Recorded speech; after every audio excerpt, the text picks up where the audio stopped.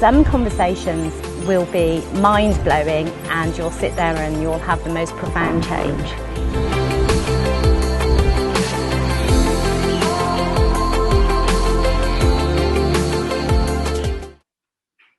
Hey, good morning, Tom. How are you?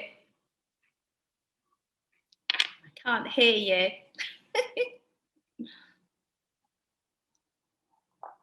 Can you hear me?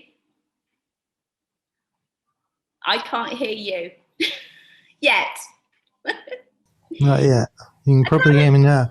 I seem to have come in on two devices. I don't know how that's happened. So I'm going to try and actually. All right, that's probably better. Is that okay? Yeah, that's cool. Look at all that technical wizardry. No.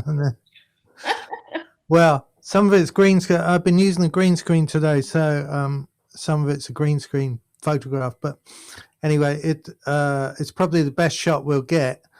That's cool. Yeah, great. It looks good to me. Thank you ever so much for joining me. You're welcome. In this conversation. I'm going to give a couple of precursors in case you hear crazy background noise. Okay. I'm in Antigua in the West Indies, in a very rural location where occasionally the cars go past with speakers bigger than the car and we get to listen to it no matter what. But hey, it kind of adds to the ambience of local life here. So absolutely, yeah. There you go. I really want to thank you for kind of joining me here. So as a little precursor, I'm going to admit to listening to you when you were part of Scritti Politti back in the day on John Peel and shows like that. So thank you for that. You're welcome. You for that. And then kind of I think I found you or refound you, if we want to call it that, kind of back in 2019 at some point, and was completely inspired by this creative juice that seemed to flow literally from you and from your drumming and everything else. Thanks. So for people that don't know you, perhaps you can kind of give a little bit of an intro to who you are.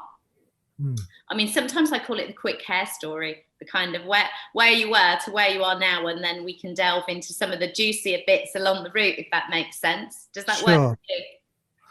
Okay, well, I think I'll start then from where I am. Yeah. Which, as you say, is surrounded by all this tech. And I've been, actually this morning, I've been making a movie which my manager asked me to make about teams reintegrating in the workplace, because in the UK we've all been on lockdown, so nobody's been going to work for about a year, and there's some concern because of post-COVID, everyone just won't rush back to work and pretend it didn't happen. I mean, there's no way we could pretend it didn't happen, even if we wanted to. But aside from all the personal bereavements and difficulties with homeschooling that everyone's been having, I think that there's a kind of tension, because it's a bit like, when you're invited to a party, and when you first get the invitation, you're dead excited and you start getting all your clothes ready and everything. And as the cab arrives outside, you think, oh, do I really want to go to this party? Or not? So consequently, I've been doing stuff online, keeping teams active and moving, getting out of their chairs, dancing and sort of waving wooden spoons at each other. Because everything that you've been doing, as far as I can see, and what I've been drawn into, is creating that connection, because I always think that the human condition is craving connection. Yeah. And the COVID has kind of created some connections that have actually been really unhelpful, and then there's others that people could just dive into. And I mean, exactly what you were saying, I think there's a real reticence, whether we admit it to ourselves or not, about going back into the world. Yeah. And how we navigate that. Yeah, I absolutely agree. And partly, I mean, which is why I started where I am now, because it all relates to where I came from. That was all about, Scritti Politti was all about connecting people. It was making our own records, connecting people who wanted to make their records with pressing plants and studios. And it was all about conversations, helping each other out. And that has been what lockdown has been about in the UK. I think that there's been this sort of dream, when we can all get back together again, and we can all go to coffee shops and bars, and it'll all be back to something better. But I think certainly in my work, I've seen things that I would never have seen in venues. People, and it's partly to do with children. It's partly to do with people being at home with their kids more. So I do a lot of corporate conferences with getting 200, 300 people drumming. Now, if I talk to those people in the bar, they will also, well, not all of them, but a lot of them will say, yeah, do you know what? It's lovely being here. The gala dinner was great. They've spent lots of money. It's good to see Jeff. I only ever see him once a year. He's normally in Hong Kong. And then as the evening goes on, they'll go, oh, let me show you some pictures of my children. And then the main thing in their life, right? All business people, if they've got kids, the main thing is their kids. So that's what they're missing. So if I've been doing kind of online things with 200, 300 people, the kids, even if they're told, mummy or daddy's doing something serious at the office, within 10 minutes, they're there. Right? And if I say, okay, everybody, get some shades and put them on, the kids turn up with their swimming goggles on, or visors, or ski masks, or hats. And one of my favorite things quite recently, with the kids came in, and I said, do you know what, we're all missing going on holiday, aren't you? Let's bring some holiday things to the screen. So they were bringing snorkels and stuff, and then this little girl, she must have been about 7, she brought this suntan cream. She must have got it out of the bathroom. And she didn't take the top off, but she pretended to be putting it on, and then she put these goggles on and started swimming, doing the crawl. And her dad was this big guy, who, some people get activated quite quick, and but he was one of the slow ones, and he'd sort of been there like this. And then he picked this little girl up, and he held her in the air like a sort of mermaid, swimming through the air. And there was awesome. I know there must be screens for the people, and I said, okay, everybody, let's all do the crawl. Put your goggles on. So suddenly this conference of serious people, they were all doing the front crawl. Doing the front crawl to this. I said, yeah, really come to the screen. So, I mean, and I could not do that at a conference center. I could think of it, but I wouldn't be able, I'd get a few people doing it, but I wouldn't get everyone doing it. Everybody was doing it. And it's that curiosity of the childlike state coming through there, right? Yeah. And it was permission, she, via their boss, booking me. It was a kind of avalanche of permission, if you want. Yeah. And we got there, within 10 minutes of starting, they were doing that. So I was booked for 45. So the next 35 were just wild. I could say anything. Go wear every pair of shades you got in the house. So there'd be people with 5 pairs of shades. I mean, again, if I was to say that at a conference, I'd put it in an email, bring all your shades. 3 people might do it. They'd be going, why? Yeah, they would be saying why. That's What's a really good comment, actually. We've taken the why out of it. Yeah. COVID took the why out, and it's just, he seems to know what he's doing. just follow that. So follow that. And it's not all just follow me. It's follow this little girl, follow that little boy, follow this guy. I think that's something from watching your stuff. I can absolutely see that. By you being as open and as free as you are, that frees up literally everyone else to just do their thing, regardless of what it is, with no fear of, well, who's looking at me, and can I even do this? Can I hold a beat? Do I have any rhythm? All of those things just out the door. Yeah. And actually that is that has also done me a favor, because they're all on mute. So even if they're at the conference thinking, I'll be the one. And sometimes I say, who is the, I'll be looking at 200 people. I say, there's someone in this audience, I can sense it. Someone thinks they're going to mess this up. Who's that one person? And really, 50% of the people put their hands up. The other 50% are too scared to put their hands up, but they're thinking it as well.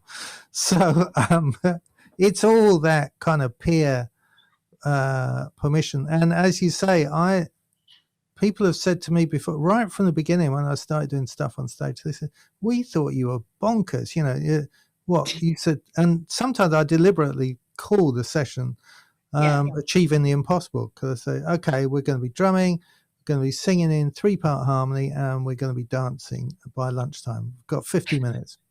Who thinks we can do it? Oh God, I wish I'd taken annual leave. Absolutely. Then, I mean, for then we get there. A lot of corporate people would automatically be retreating in their minds and their bodies just at that suggestion. Someone like me who's ex-corporate, I would be like, yes, thank God, finally something to express ourselves in. Yeah. Well, I have ways of kind of tricking them, or I should say persuading them, cajoling them, engaging them in a very, charming way, tricking them really. I just get them to stand up. I say, okay, so just put one foot forward, left, right, and we're just going to move like this. Left, right. Now, nobody can refuse to do that. If they do, then I think even their internal dialogue would be defeated, however strong it was. So this is stupid, because, and the deal is putting the 1 foot forward, because if you do that, you kind of naturally lean, feel like rocking anyway. If I say stand completely still, now lean, I'm not doing that. That's weird. But if I go like this, because they used to, do you know what? I've just tweaked this. They used to go into the bar. They used to. Oh, right. There you go. Paying for stuff in shops. They used to, I'll just take that PDF off you, or that photocopy. So it's an everyday activity anyway. And if I put that to a beat, how could they not? Right. Yeah, how can they not? And then something gets activated fast. I call myself the Rockstar Activator. Something gets activated fast, and then they're just mine. Well, I can do that with any group. I do it with kids, old age pensioners. As they used to be called. You're activating their state, and state is contagious, right? So they're catching it from you, and they're catching it from literally the energy flow. Yeah, must be phenomenal. And the chemicals start to change in their body, and they think, well, I suppose that coffee was quite good in the break. It must be the coffee. They have to give themselves some reason why they're doing it, but absolutely. They just get activated. It's funny that you've just said the thing about the coffee, because one of the things I was pondering in my mind before this conversation is, I would say that on occasion when I've dipped in to look at something of yours on purpose, so in terms of the COVID whole journey, I left the West Indies originally last March the 12th, 15th, got back to the UK, and unfortunately my father passed on the 25th as we went into lockdown. So it was really quite like thrown in at all sorts of places that I've never been.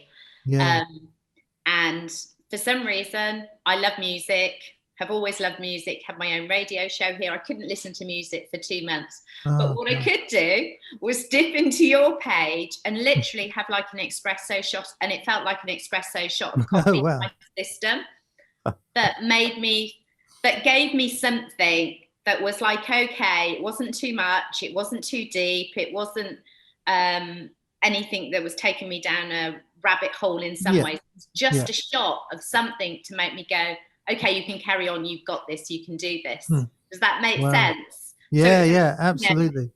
It was interesting listening to you talk. I'm sort of going back in your history to come back forwards. You talked about your breakup with music and your breakdown. And when I listened to that, I thought, that was like me when my father passed. My love of music, I couldn't even be anywhere near it for at least 2 months, because it was like my ears didn't want to accept the potential comfort in music. That's a really good way of putting it. the potential. And it was really odd. But I mean, maybe you could tell that story about how you sort of, you get to this place in your life where supposedly you've achieved the things that you think you were looking to achieve with Scritti Politti. Yeah. And then you find yourself going, oh no, there's something else going on here. Yeah. It's funny because I've done quite a lot of personal development work since being depressed, I think in my mid-30s. I mean, I've been through probably 3 dark nights of the soul. I don't know what that means, but there's probably a term for it. You feel it. Yeah. And they're longer than a night, they're about a year long. But and so I studied, how do I stay out of this, and part of it was I did a course called Insight. I tried the Landmark Forum, and I ended up with probably the best one, which is called More to Life now. In those days, it was called Life Training. And they're all based on kind of East Coast Esalen type experiments, which CBT came out of, cognitive behavioral therapy. Yeah. And one of the teachers, facilitators on More to Life, when I knew her well, and I was going down. I could feel I was slipping into this depression. I said, I've tried every exercise I know, and I've done them to advanced level. And I said, I can't stop this slide. And she said, well, Tom, sometimes life just wants to have its way with you. We don't know why.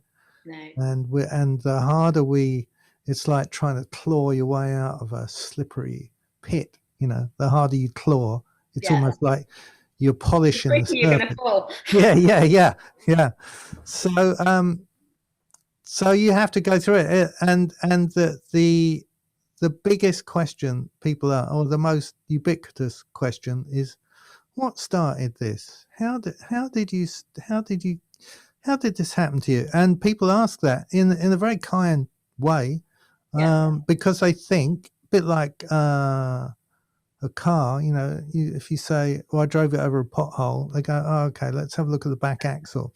It's not like that with depression. You don't know. You have no idea where it comes from. And so the story is, I guess the history of it, I was pretty burned out. I'd done this whole thing with Scritti, and then that got all messed up, and then I'd started songwriting, and then I had a record deal, and then that all got messed up. I'd been hammering because of the opportunity. I guess I was really exhausted. But the thing about, you probably know this about creativity, and any creative will know this, while you're in the throes of creating, and then you think, oh, that one went well, but I tell you what, the next one, I'm going to do it in gold, I'm going to do it. So you have these kind of innovations while you're still in the middle of doing the previous one. You can't wait to do the next one, whatever it is. Could be a sculpture, could be a song, could be a painting, it could be a dance. And then and then in the middle of that one, you get another idea, and then you get 3 people involved in the next one. And eventually there is no energy left. You're not even running on empty. You ran out ages ago. It's all consumed, right? I guess. All consumed. And actually, there's a metaphor here that I learned. I don't know if it still happens with modern cars, but with old cars, you never want to run on empty, because there's rust in the bottom of the petrol tank. Right. And that gets sucked up through the system as the system tries to get a bit more petrol to keep the car going. So you get all this rust and dirt and stuff. Yeah. So, and then you crash. Yeah. And then you can't just nip down the petrol station and go, it's all right, I'll just fill it up again, because everything's all clogged up. Yeah. The system's clogged. Yeah. So, so I couldn't listen to music. I've said before in other podcasts, if I got into an elevator or a lift and they're playing music, I couldn't even listen to that. I had to get out of the lift and take the stairs. So it's crazy, isn't it, though, that our brains can sort of know something on logical levels, and then on a completely different feeling level, we're like, oh no. And find yourself questioning, but getting out of a lift as an example would be like, okay, I've got to go the other way. I can't do this. Yeah. And there was a point, I was talking to someone about this the other day, that you don't know what's for the best. I'd be, for a while, for about 3 months, I couldn't sleep. I really couldn't sleep. I was an insomniac. And so in the morning, I'd lie down at night, but in the morning I'd still be awake. And I'd stand up. I'd think, oh, well, I've got to pretend I can get on with the day. I had a bit of money, so I didn't have to work at the time. And then I'd stand up and I'd think, oh, no, I can't stand up. I've got to lie down. And as soon as I lay down, I'd get all this, kind of terrible, what we call mind talk, inner critic. I think I've got to stand up. So I'd stand up. To stop the talk. Oh, no, I'm too tired to stand up. I've got to lie down. So if you'd have filmed it, it would have looked like a kind of Charlie Chaplin movie. Up and down, yeah, just crazy. But of course, when you're in the middle of it, it's completely, that's your life. You don't think I'm going insane. You just think, well, I wonder, should I stand up? Should I go? Should I go and buy a coffee in a cafe? Sometimes a transaction would kind of calm it down a bit, and then sometimes it would make it worse because you go, that guy in the coffee shop, he hates me. I only bought a cup of coffee. Interaction. Yeah. So there was no, there was nothing stable at all, and so I thought, well, at least I've got to get some silence. And a friend of mine had told me of this retreat in France, in the Dordogne, up on a hill. There was a castle, chateau. And she said, why don't you go there? Just get away from everything. And like I say, I had enough money to go there. So, and when I went, it was enlightenment intensive. It was called 3 weeks. I'd never been on a single workshop ever at that time. Okay. So I ended up going for a 3-week residential in France.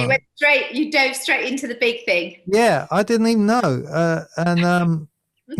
So I think it was on the 6th day they had a number of exercises we went through to break us, in order to get to enlightenment, which is another story.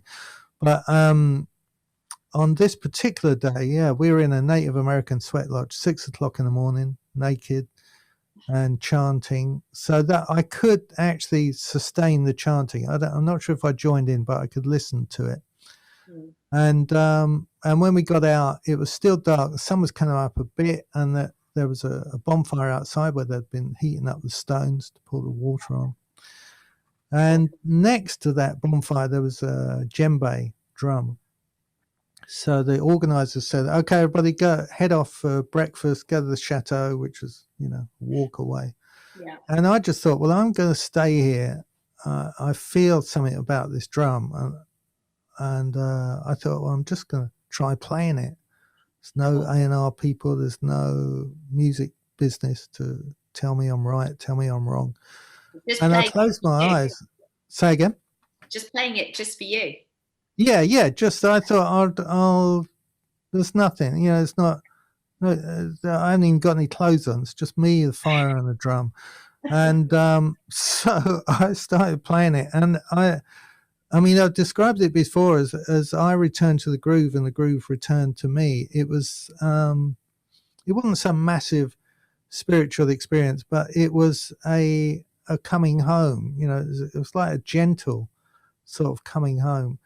And I was playing for about 10 minutes with my eyes closed. And then when I opened my eyes, I was surrounded by naked dancing people because nobody had gone to breakfast. And it turned out that they'd taken the drum and they didn't know how to play it, the organisers. They were hoping someone would come. Nobody had turned up, put it on their application form. So I moved from kind of zero to hero in 10 minutes, and then every time we were around the fire, they'd say, oh, Tom plays a rhythm with you, we want to dance. So that's how I got into what I'm doing now, because I saw there was a way of being a musician that had absolutely nothing to do with the music business. And anybody who's in the music business will fess up eventually managers, companies, A&R people, they go, do you know what? The only reason we can do our job is because of people like you. We would not exist without musicians. And I'd got too involved in the story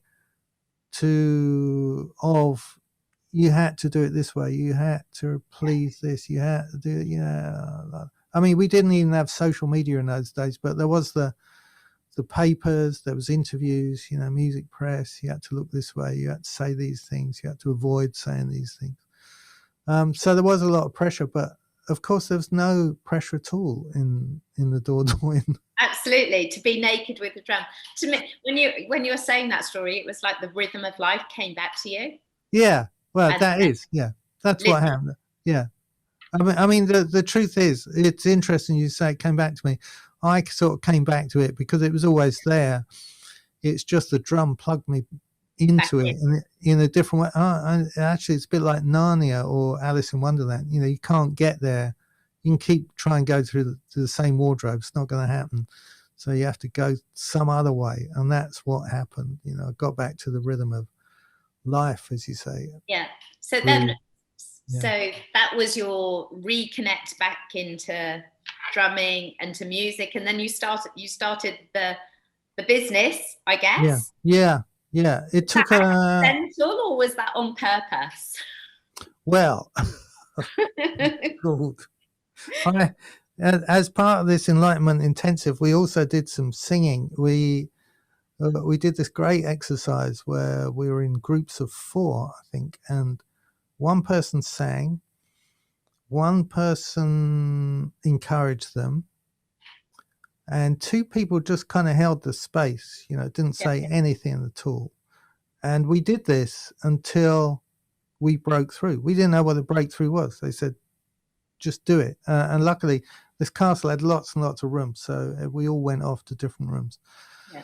And my breakthrough was I was singing all sorts of stuff. They said, it doesn't matter what you sing. Could be nursery rhymes. Could be the same nursery rhyme over and over again. Just see what happens. And there was a point where my voice it wasn't really my voice anymore. I was being sort of blown by it's like a Swiss mountain horn. This huge sound came out.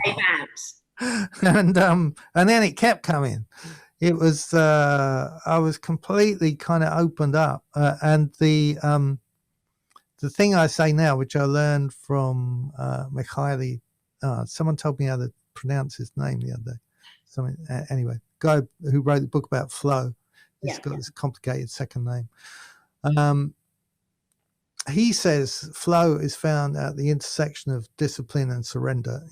I say, in order to customize it to music a bit more and make it a bit more visual, I say that the groove is found at the crossroads of discipline and surrender.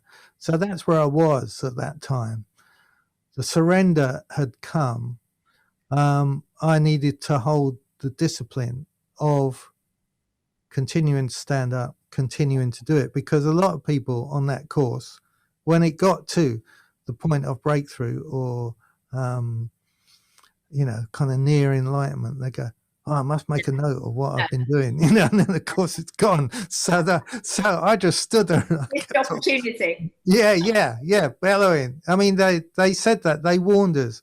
As soon as you feel it, you're going to want to shut it down in order to try and remember how to do it. So that whole thing of discipline and surrender is to be in the surrender, and yet to have trained yourself like a martial artist to just keep doing the moves. It could just be one simple move. So I got to that point several times in that 3 weeks. Much to everybody's surprise, because I ended up they just thought I was almost like a gate crasher, because I didn't know anything about the course. And they kept saying, how come you keep breaking through? I've been studying this for 20 years. What's going on? I don't know. Maybe it's because you weren't questioning it, right? You were just doing it versus... No, and I had no expectations at all. I just thought, well, it's helping to pass the time. Give me some people to work with. And I guess it's weird talking about it now, because I hadn't thought about all that. So thanks for your questions. You're cool. You're describing, what did happen in a more. I just think it's interesting. I mean, part of the reason I set up this 52 conversations is it's making me think about your wife, who I definitely want to speak to as well. Yeah. I always say, in the work that I do, all I'm ever really doing is telling stories. And every time we tell our story, we know that somebody out there is going to hear something that goes like that. Yeah. There's a recognition and there's a learning, and it doesn't matter whether we're super well-known people or it's the man down the street. Yeah. It's just that we've got our story and our journey, and we'll say something that we know will resonate and cause ripples out there that will make people go, oh my God, that's what happened. That's what it is. Yeah. And from a personal development side, I think for me, listening to your story, the beauty of it is that you almost went with no expectations. So there was no, I'm going to get this from it and this is how it's going to be. You were just going through it and it was going through you, which gave the magic. Yeah. Yeah. I think you're absolutely right. I'll tell you one thing you just reminded me of about the story. You don't know how it's going to affect someone. My gran told me a story of in the Second World War of how people, and it relates to this singing thing, of how people would go down into the underground, into the shelters, but very often just the tube station at night when the bombs were dropping, and the adults could sleep because they were quite tired. They'd been working all day. The kids couldn't sleep. They were too anxious. So they sang to them, and the thing that relates to what I do now, and my gran told me this story just as a kind of anecdote, right? Yeah. But she doesn't, she probably does know. It informs me still that the people who were singing, they weren't the singers, they were the performers, they weren't from the local vaudeville, they were just normal people singing. Now, did they think they could sing? No, most of them probably didn't. But there was an emergency, there was a crisis, their kids needed to sleep. And I expect they wanted to do that partly because they love their kids, but partly because they didn't want them going crazy the next day, because they hadn't slept all night. So consequently, they sang and the kids slept. And so there was no preparation. There was no, I must go to Julia, the voice teacher, for 3 months before I can sing in front of my note. There's nothing, just a crisis that needed fixing, and a compassion and a love and a sense of community. She said that, that was the best time and the worst time of her life. The worst time because there was a terrible war, but the best time because everybody came together. So I'm always looking for crisis. I mean, the truth is we are all in a crisis now, and we will be for the rest of our lives because of the climate. Now, we can't acknowledge that every day, or everybody go crazy, but we should acknowledge it some of the day and go, okay, how are we gonna come together? And all the work I do, probably I don't know much about your work, but I would imagine all the work you do is to try and bring us together and go, come on, time's running out. Even if it's just fixing ourselves, if we fix ourselves, then we're going to make better decisions. We're going to influence people around us in a different way. It's interesting. I was listening to David Kessler talking to Russell Brand yesterday about grief. And he said that everybody needs to understand that this COVID crisis has brought us grief. But it's not necessarily a grief that we think it should be, because not all of us have lost someone through it. Yet we've all lost so much. And it really got my brain thinking, he's absolutely right, because we're grieving so much that we seem to think that we've lost, and we have lost. And it's like, well, how are we going to move on from that? Yeah. And then he had this... the question he would ask if somebody had died and how long should the grief last, it was, well, how long are they going to be dead? And how long is this crisis that we've been through going to stay with us? And I think you just answered the question. Yeah. It's with us. It is. Yeah. It's the rest of our lives. So we will be in crisis for the rest of our lives. Therefore, just like everybody sang down in the subways in response to the crisis that day, that night. That's what we should be doing every day. You know, this, it would make me laugh if it wasn't so sad that they say, oh, we're having this climate meeting of all the heads of state in months, years time. Yeah. What is going to happen? Yeah. They're just going to make a few pledges and, put out a press release. Nothing's going to happen.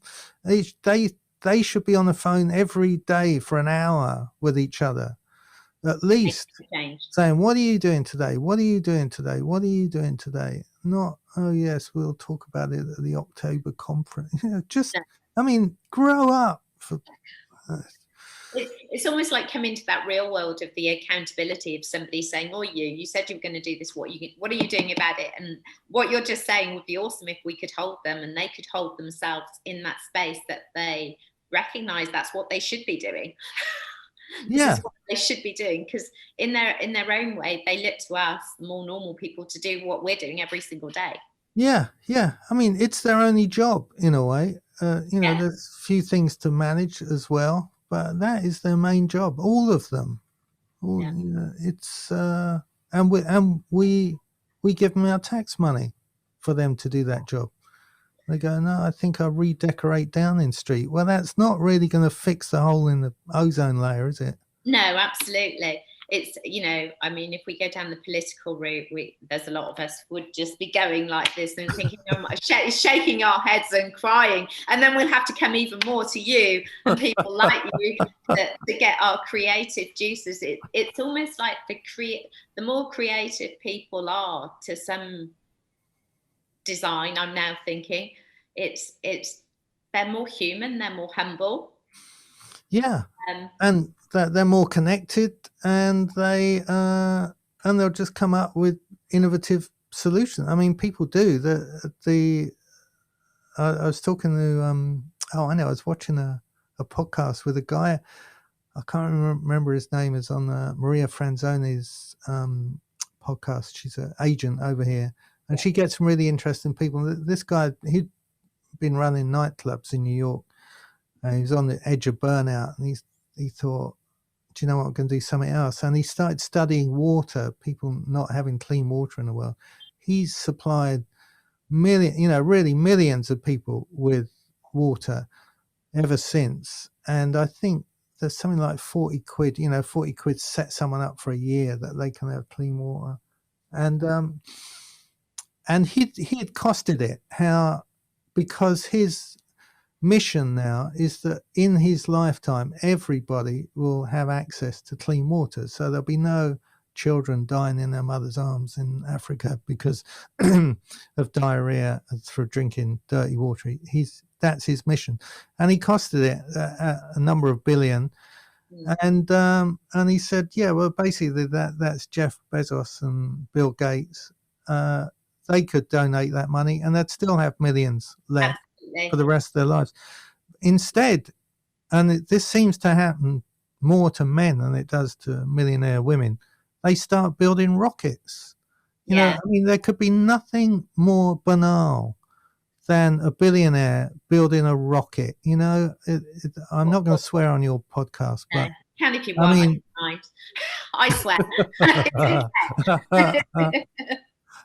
It is the sheer banality of it. Why don't they just draw a picture of a rocket like they're a 5-year-old kid, color it in, and go, all right, that's that done. Now let me go and do something adult with my money. I'll draw them. I'll do it in Photoshop for them if they're watching this. I think we should suggest that. We'll put it out there to them. But it's absolutely true. I mean, I'm here in the West Indies, and in Antigua specifically, probably 85% of the population have not had any wages since last March. Oh my God. Because we're built around tourism.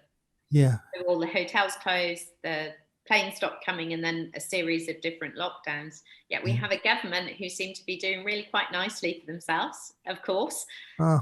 And we have people literally starving, living on good people actually saying, do you know what? when you go to the supermarket, buy some extra food, because we're feeding 40 families here who, you know, a local village to a local hotel. Yeah. 90% of those people working for that hotel now no work. You know, so it's taken a lot of the good, just normal folk doing the best that we can to help, whereas the government, you know, they're quite cozy, they're quite happy, and you're kind of thinking, well, hold on a minute, when are we going to come back to the realness of this? And it's without the real people doing the things that they do, you don't have this anyway. But yeah, funny, because Jacinda Ardern, who's, you know, represented how to do it properly in New Zealand, she's often asked, can we clone you? Can we have you in our country? And her answer is very calm. She says, there's politicians like me all over the world. You just got to vote for them. Absolutely. And she's absolutely right. I love that answer, rather than, yeah, wouldn't it be good if you could, you know, which gets us nowhere. She just says it very clearly. There's people like me everywhere. Just vote for them. We need this pandemic of community and caring and humanity to come back, don't we? Where we all connect. And I think COVID has brought a lot of that to the fore. And I think there's been a lot of clarity for a lot of people. Yet you've still got to act, even in your own small way, on the clarity that you've got to make that impact. That maybe if you start to share your one little thing, someone else listens to it and says, oh, yeah, that's a really good idea. Yeah, I mean, that's all we can do. We can only really influence our local neighborhood until, you know, we get a bigger voice and a bigger voice. But I have no answer than kindness. You know, we just keep being kind and being kind of intelligently kind, you know, looking where can we join the dots? If we could link that organization with that organization, rather than do twice as much, they could do 4 times as much. You know, sometimes people need that kind of creativity from the outside to say, look, if you do this and that, and they go, oh yeah, because they've been got their head down doing the task of what they do every day, which is a great thing, needs to be done. But, you know, we need to coordinate all, you know. And I think it's people like yourself coming in with your different ways. I mean, I know Jamie Catto as well. I mean, I got you were on my list actually to bring to Antigua at some point, because I created these events called Bliss, which was a very different sort of cultural thing going on here instead of a normal West Indian fete. Right. Yeah, you know, Jamie, you know, he goes into companies and he comes from a very different space. Yeah. And that's what makes those corporate straights listen in a different way and have their hearts and their ears opened. And we just need more of that, I think. Yeah, and it's interesting you should use the word straight, because when I was growing up as a teenager, we used to say that, you know, we were quite arrogant young hippies, you know, go, oh, the straights will never get this. And my experience actually of working in companies, and actually weirdly, the higher you go up, where you think people are more and more straight, they're really creative, they're innovative, they think fast, they join the dots, they're compassionate, you know, they want to do well. It's we're kind of constrained by the whole system of shareholders, and every decision has to be, you know, they have to be answerable to their shareholders. Yeah. So, for instance, they might want to give a couple of million to a charity, but the shareholders are going to say, well, I hope you're getting publicity for that in a way that we make 3 million, because everyone thinks we're good, you know. So they all have these CSR pages now on their websites and stuff. I'm actually doing the thing later tonight with a company in America. It's actually about 2:00 in the morning, where I've told them about an organization we support in Kenya. It's really an orphanage, but it's extended beyond the orphanage. Because we got them a water pump and a water tower, and rather than just keeping it in the orphanage, they now supply the whole, about 200 people in the area. That's awesome. so we've done that, and a mate of mine who runs a company in America said, "Oh, I wonder whether we could do something with our customers. We've got about 100 loyal customers. So tonight we're running an event for that company, 100 of their loyal customers, and we're telling them the story that they now need a learning center, which they do." Right. In terms of Maslow's hierarchy of needs, we've kind of dealt with the bottom of the pyramid. Now they need to learn. So as the kids grow, they can go and get jobs. So we've built this event where I'm going to be running a normal event for an hour with them. We've got a donation page so they can see. It's on a GoFundMe. It's got perfect. It's got a little donation. What do you call those little squares? Button, tab. Yeah, so they can donate straight from their phone while they're in the event. That's going to be on the screen. They don't have to go to another laptop. They don't have to leave anywhere. They don't have to leave the party. So, and you know, before I've kind of, I've sent sort of £2,000. I think I sent 4,000 over Christmas from doing private parties, £200 each. But I think we're going to earn. Well, I think we're going to probably get $2,000 in donations tonight, if not more. Perfect.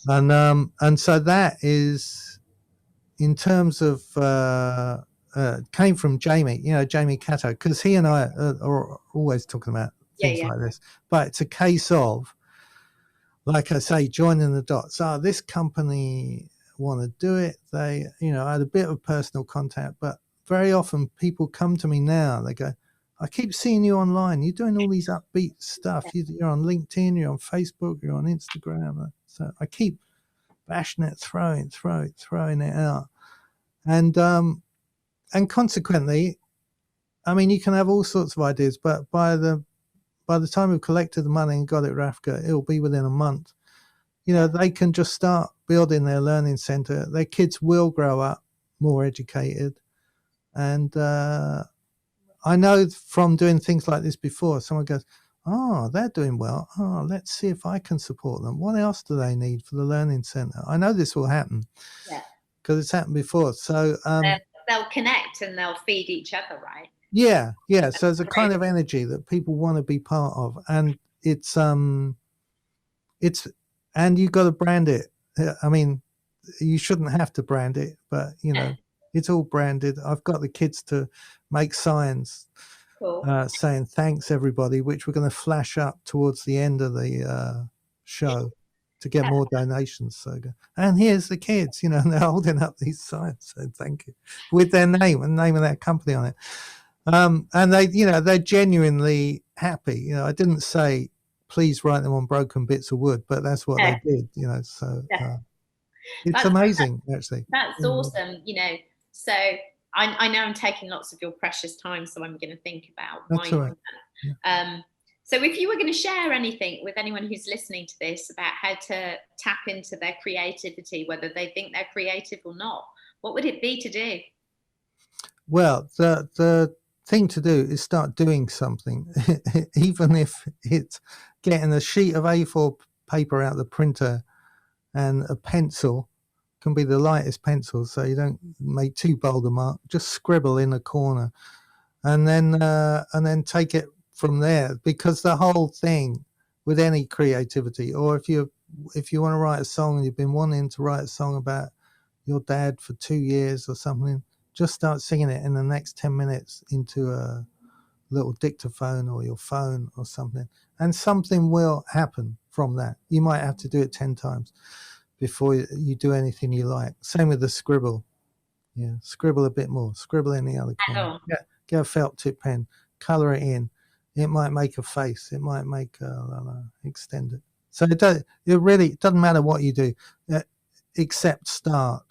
And from starting, something's going to grow. It can only grow.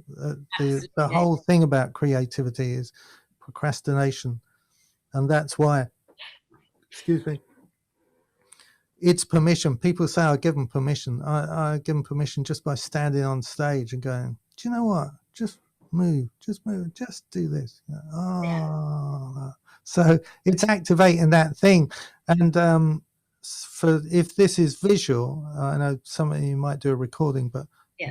people think they're that far away from their creativity and they have to gradually, but they're that far, and all they got to do is that. It's a millimeter of a gap you have to close. And as soon as you close that gap, you become someone else. You become the musician, you become the artist, you become the painter, the sculptor, whatever it is you wanted to do. That's what I would say. Begin. That's awesome. You've just told them they're that close. I love that. Everybody is. And I'll tell you why. Is because your creativity, the creativity in everybody who we shut down when we were children because we didn't get praised by teachers, or we got told so-and-so's the artist in the class, or this, or, your mum and dad might have been having a row and you might have been singing the song and say, shut up, and they don't know that's what they did, but they shut you down for life because you thought, if I sing, my mum and dad will row again. Right. So all these things, we get shut down, not in a malicious way, but it happens in childhood. So consequently, I don't really talk about the inner child. I'm more concerned with the inner adult. The inner adult artist is waiting for you to begin so it can come and join you. It's I think that's a lovely last thing, almost a last thing, because I'm determined to find a way at some point in this new future that we're stepping into to either get you physically to Antigua, and if not physically to Antigua, then maybe Zoom-wise, because I have this thing about you doing some drumming with some of the steel bands and the artists out here. I think it would be amazing.